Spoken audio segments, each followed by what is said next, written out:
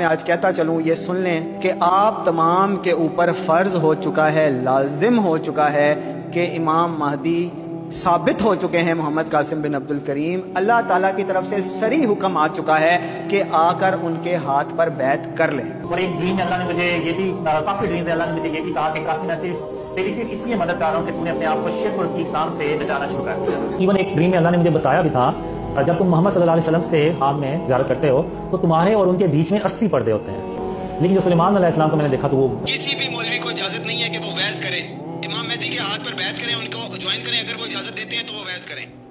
کسی بھی حکومت کو اجازت نہیں ہے کہ وہ حکومت کو چلائے جب تک امام مہدی کی اجازت انہیں حاصل نہیں ہوتی۔ موصوف کا نام قاسم عبد الکریم ہے اور دعویٰ کرتے ہیں امام مہدی ہونے کا۔ جناب کو سچے خواب آتے ہیں گزشتہ 15 سال سے، اور بہت سی ویڈیوز میں سوشل میڈیا پر یہ اپنے خوابوں کا تذکرہ کرتے بھی عام نظر آتے ہیں۔ اور ویڈیو کے سٹارٹ میں جو صاحب کہہ رہے تھے کہ ان کے ہاتھ پر بیعت کریں بہت ضروری ہے، یہ خود کو ان کا خلیفہ کہتے ہیں۔ چلیں امام مہدی کی نشانیاں تو اختصار کے ساتھ میں بعد میں بتاؤں گا، یہ تو بہت بڑا دعویٰ ہے۔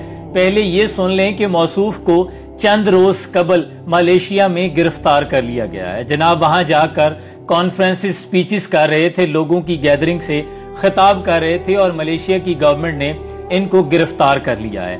5 لوگوں کو گرفتار کیا گیا ہے سیکشن 11 اور سیکشن 463 کے تحت۔ ملیشیا کا قانون ہے کہ کوئی بھی شخص وہاں سرٹیفکیٹ لیے بغیر، اپوائنٹمنٹ پرمیشن لیے بغیر خطاب نہیں کر سکتا، ٹیچنگ نہیں کر سکتا، اور وہاں جا کر یہ موصوف لوگوں سے خطاب کر رہے تھے۔ 5000 رنگٹ دے کر 2 لوگوں کی ضمانت منظور ہوئی، اور 3000 رنگٹ دے کر 2 لوگوں کی ضمانت منظور ہوئی ہے۔ لیکن بات یہاں ختم نہیں ہوئی، اکتوبر 17 کو دوبارہ ان کی ہیئرنگ ہے۔ جناب نے دوبارہ وہاں پیش ہو کر جواب دینے ہیں۔ اب وہ لوگ جو ان کو مانتے ہیں کہ ان کو سچے خواب آتے ہیں، ذرا سا معصومانہ سوال ہے کہ موصوف جب پاکستان آئے تو ان سے یہ ضرور پوچھئے گا کہ آپ کو گزشتہ 15 سال سے سچے خواب آ رہے ہیں، تو آپ کو ملیشیا جانے سے پہلے یہ خواب کیوں نہیں آیا کہ وہاں جا کر آپ کے ساتھ 2 ہاتھ ہو سکتے ہیں؟ علمان الحفیظ، یہ پاکستان ہے، یہاں آپ خود ساختہ خود سے امام مہدی بن جائیں، فرعون بن جائیں، دجال بن جائیں، یہاں تو خیر چل جاتا ہے، لیکن دوسرے ممالک میں کانسٹیٹیوشن لا ہے، وہاں قانون ہے، لا قانونیت نہیں ہے، وہاں اس طرح کی بونگیاں نہیں چلتی۔ امام مہدی کے ظہور کے حوالے سے پہلے بھی میں نے بڑی ڈیٹیل سے ویڈیو بنائی ہے، اختصار سے پھر بتائے دیتا ہوں کہ تب پوری دنیا پر عیسائیت کا قبضہ ہوگا، ہر طرف قتل و غارت ہوگی، فتنہ و فساد برپا ہوگا۔